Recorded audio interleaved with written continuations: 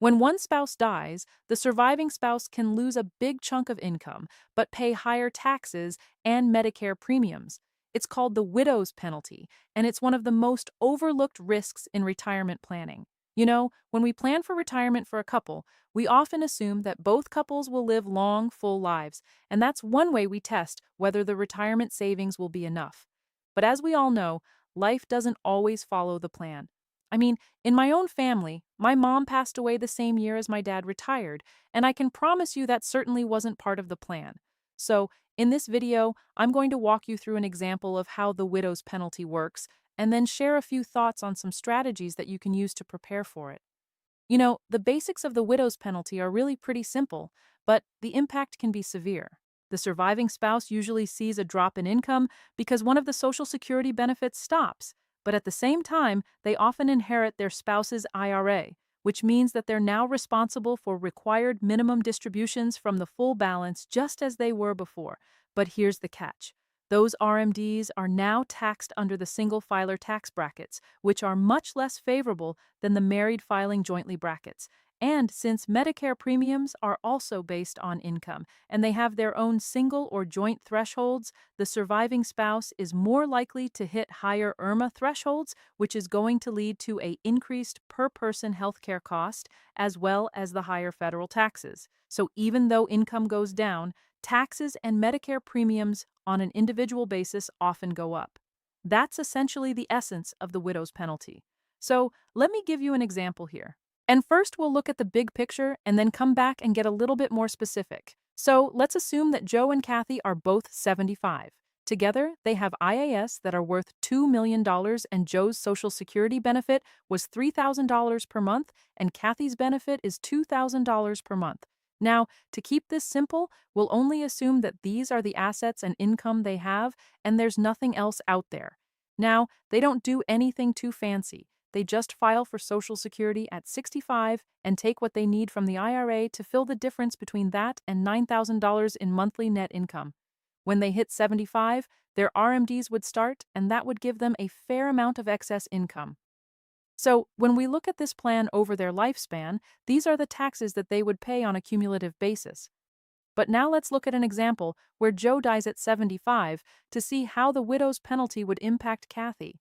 I mean, right off, we know that the Social Security benefits would go from $60,000 per year to $36,000 per year, since Kathy's benefit would fall off, and she would start receiving a survivor's benefit of $3,000 per month.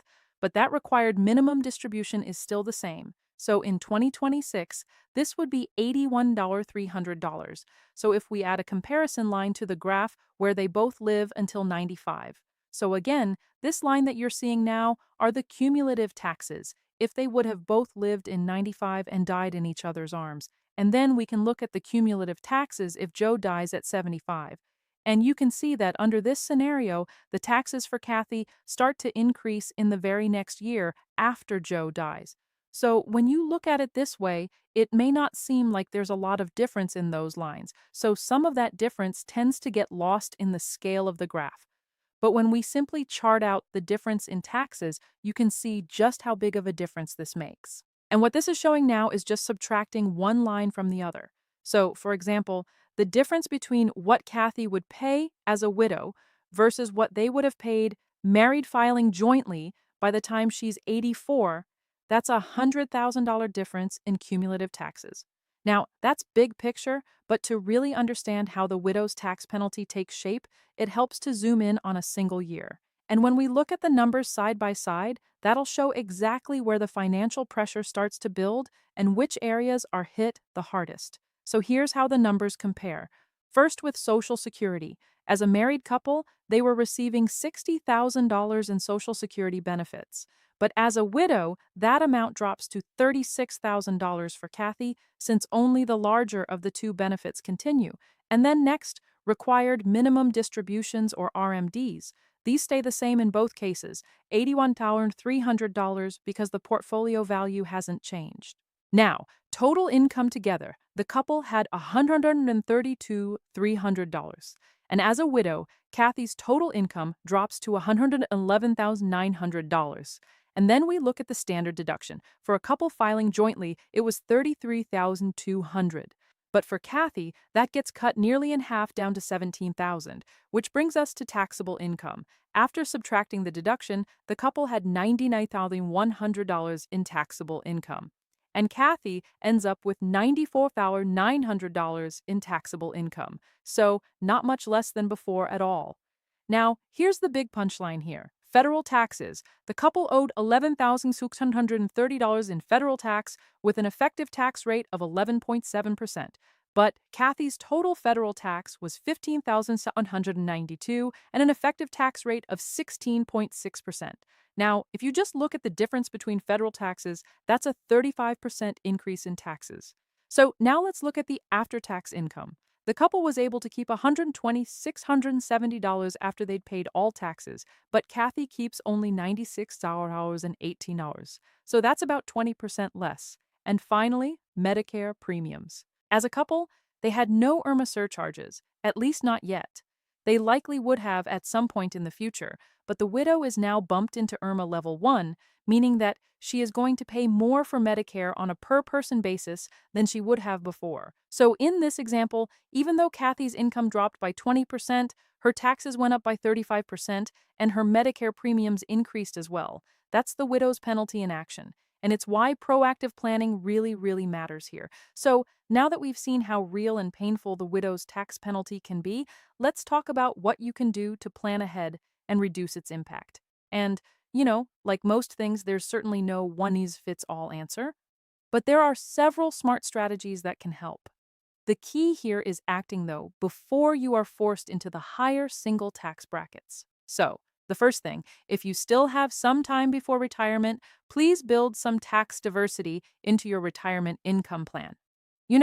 If all your retirement savings are in pre-tax accounts, like maybe a traditional IRA 401k or other such pre-tax accounts, every dollar your spouse withdraws will be taxable. And once they're filing as a single person, they are going to hit higher brackets faster. I think a better approach is to intentionally build 3 buckets of money.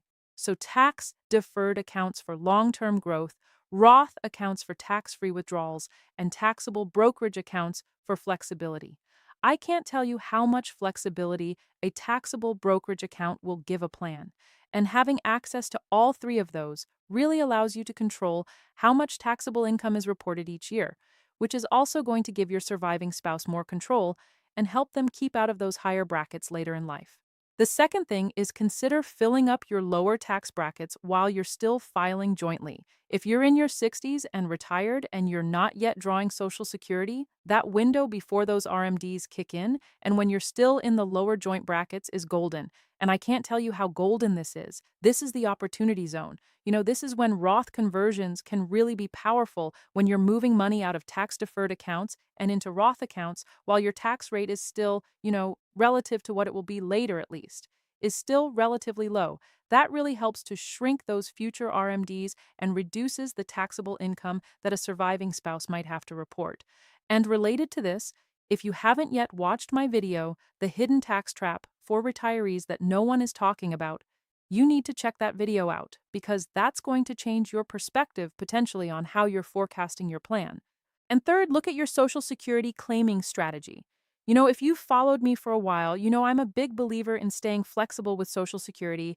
I don't blindly follow the conventional advice that everyone should delay their benefits as long as possible because that's a bunch of garbage. It really depends on your overall plan and priorities and individual factors that needs to be baked into that plan. But in this case, when you're thinking about protecting your spouse if you pass away early, delaying your benefit can be one of the best strategic moves you can make. And the reason is simple. The higher your benefit, the higher the survivor benefit that your spouse is going to receive. So even if delaying may not make sense for you personally, or if you're looking at your plan, you don't like it, assuming you're going to live to that ripe old age of 95 both and die in each other's arms. It could still be the right choice if one of your goals is to create long-term security for the person you leave behind. Fourth, make sure that you and your spouse are familiar with qualified charitable distributions if giving is part of your annual plan. Not long ago, I released a video about QCDs that's going to tell you everything you need to know about the basics of how this works. The big 1,000-foot view is that once you turn 70 and a half, you can give directly from your IRA to a qualified charity, and it won't count as taxable income even though it satisfies part of your RMD. And I can't tell you how many people I've come into contact with that are regularly given to their church or other charity and they don't know about qualified charitable distributions. And that's an expensive tax mistake. Ultimately, these strategies are really just the start. The most important takeaway is that planning ahead isn't just about saving taxes, it's about creating peace of mind for your spouse and protecting the life that you've built together. Now, if I can be of help in building that plan for you, don't hesitate to let me know. Thanks for watching.